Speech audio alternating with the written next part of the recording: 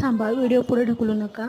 तुम्ही जरा कधी नोटीस केली का की बाबा आजूबाजूचे जे लोक श्रीमंत झालेले आहेत किंवा ज्यांच्याकडे पैसा पाणी भरपूर आहे ते कशामुळे मोठे झालेले आहेत?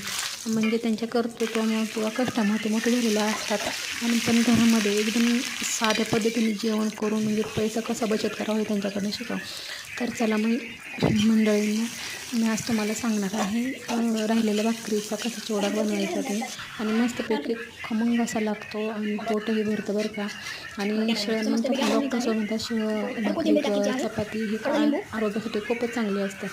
तर चला मस्तपैकी आपण असा चिवडा बनवून घेऊयात. मी कांदा टाकलेला, कांदा मस्त चिरून घेतलेला आहे. अगोदर तव्यामध्ये गरम मसाला आणि चपाती केली होती त्याच्यावर. कांदा त्याच्यामध्ये शेंगदाणे टाकले, नंतर त्याला मिरची कढीपत्ता आणि कांदा टाकून मस्तपैकी परतून घेतल्यानंतर हळद तिखट हे टाकून आता हे बघा चिवडा आपण वगैरे टाकलेला आहे.